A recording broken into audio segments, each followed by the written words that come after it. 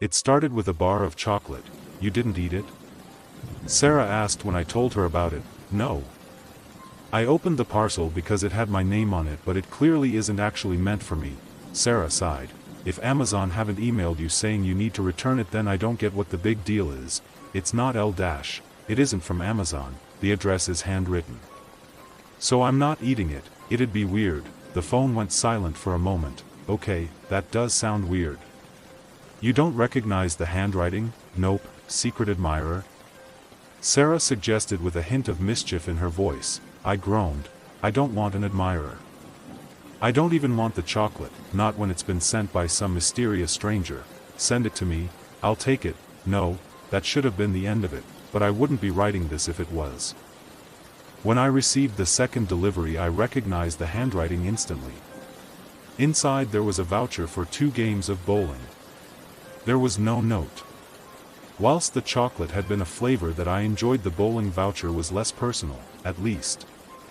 I hadn't been bowling since I was a child, so wait. For the first time I registered which alley this voucher was for. It offered me 2 free games at my local alley, which wasn't even part of a chain. Whoever had sent this to me either knew that I lived close to the bowling alley this voucher was from, or lived locally himself. Maybe even both. If this is a prank, I don't like it. I said when I called Sarah, I wouldn't. Sarah insisted. This is actually sort of creepy. Did you talk about chocolate and bowling at work maybe? No, right, nobody at work even knows my address anyway. We talk on social media sometimes, but they've never come to visit or anything. There was a pause and I could hear tapping from the speaker of my phone, the gentle yet repetitive sound of Sarah poking her phone screen.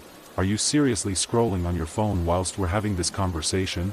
I didn't like the sound of my voice as it left me, a shrill demanding cry.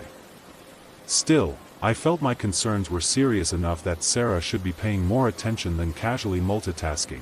It's not like that, she said quietly. I was seeing if I could find your address, but, you know my address. Yes. But if I didn't, I think I might still be able to work it out from some of your posts. You took a photo of the skyline and said it was from your window. You have a post you tagged with, support your local library, things like that. I don't think I could work out how to find you from this, but only because I don't know what I'm doing. I've read stories about people who've tracked exes down from photos where there's a letterhead with their address on that they hadn't realized was there, and there are people online playing games where they can track a location from a photo of a park bench or whatever. This could be somebody from your work. I tried to think of any of my co-workers who might like me or dislike me enough to do this. In fact, Sarah continued, it could be anyone at all. You still have a Facebook page and your name's pretty unique. Is it even private? I don't know how to tell, it isn't. It will be, I'm sure it's nothing, she said. Sarah has never been a good liar, and the slight waver in her voice betrayed the fact that she was now almost as worried as I was.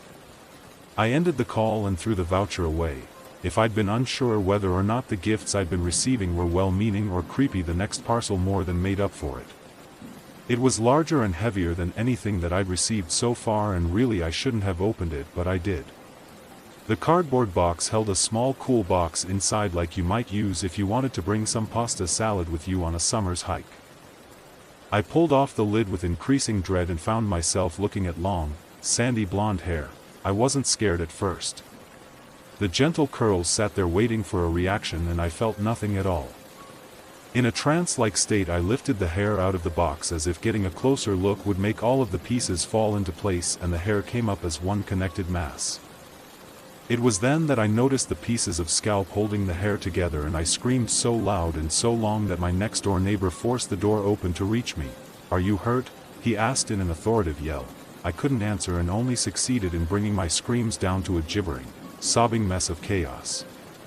I'd thrown the hair away from me when I'd noticed the skin attached to it, and I pointed at it. He picked it up just as I had and recoiled when he realized what he was holding. "What the shit?" he muttered. "The police were called."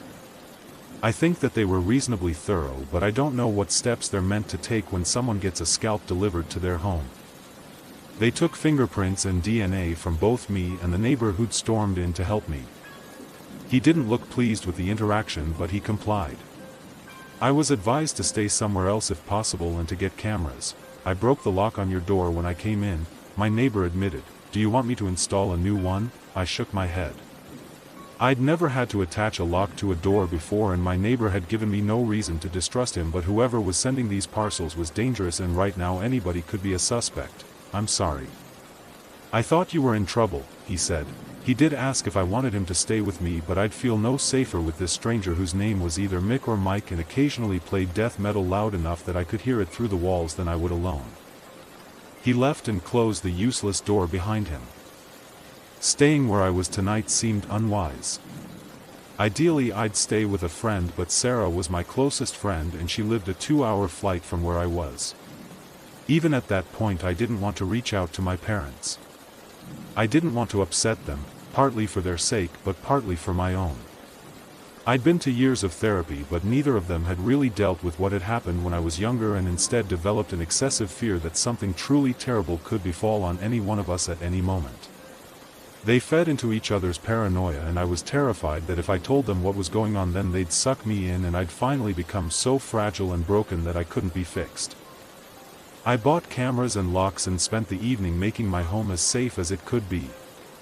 I didn't sleep that night and kept a kitchen knife near to me at all times.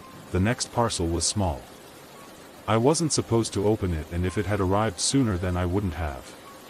But I'd been trying to get the police to tell me anything about the investigation into the scalp I'd received, and they weren't telling me anything. Some crazy part of me thought that this parcel could have a clue and I'd be able to solve the mystery myself. There was nothing particularly disturbing in this box but a child's toy. Specifically, it was a Polly Pocket set, not the newer ones that I think are still made today, but a mermaid-themed set that was new when I was a kid. This wasn't the brilliant lead I'd hoped for, but it wasn't nothing either. An hour of internet searches told me that this set hadn't been in production for a long time and barely anybody was selling this particular set online. Only one of the sellers wasn't overseas, and so I decided to start there, sending a long and emotional email explaining that if they recently sold a Polly Pocket mermaid sleepover set then I desperately needed details of who they sold it to. I attached photos of the scuff marks near the clasp and the chipped paint on Polly's dress in the hope that it would verify that I was telling the truth. 2 days later I'd received no word from the toy seller, but my dad called. Grandma had been in some sort of accident, and as she didn't live near to me and my parents, they were both traveling out to help look after her.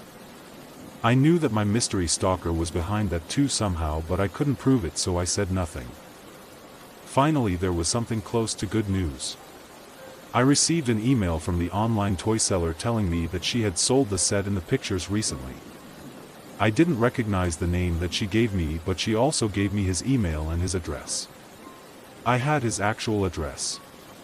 A sane person would have called the police, but they still hadn't said a damn thing about the scalp, and this bastard was fucking with my family. A quick Google told me that the address was only a 10-minute drive away, and I grabbed the kitchen knife that I'd taken to sleeping next to and headed to the place where my stalker apparently lived. Once I arrived at his door I realized that I wasn't sure what to do next. I knocked and regretted it immediately. When nobody responded I should have left, but I needed answers. An attempt to shoulder barge the door open resulted in nothing but a dull pain that radiated all the way down to my wrist, but there were rocks nearby in someone else's garden and I threw one at the window. It didn't break straight away, but I threw another and then removed my jacket and broke away enough of the shards that I could climb inside. The house barely looked lived in. There was furniture but no photos, no ornaments, no TV.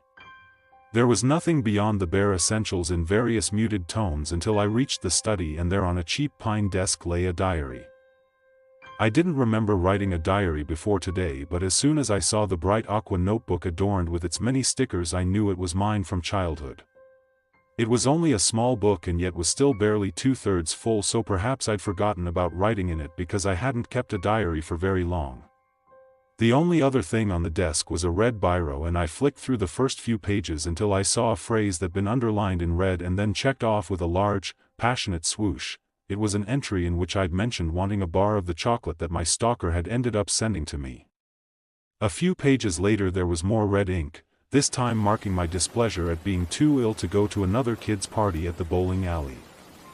I flicked through more pages and found a jealous whine about how I wanted hair, just like Stacy's. The vague memory that I had of the child I'd written about had had the same color of hair that I'd been sent with pieces of her stuck to it. The next entry that had been marked made no sense at first, a rant about how I wished that mean girl in my class would just shut up. It wasn't someone I'd spoken to in school, and with a sense of dread I wondered what had been done to her. I didn't even have any way to find out. My parents came under fire next with an entry saying that I wished that they'd just give me some space. And so he'd created a reason that they'd have to move away for a while. We were nearly at the end of my entries now, and I turned to the last page. The script here was different.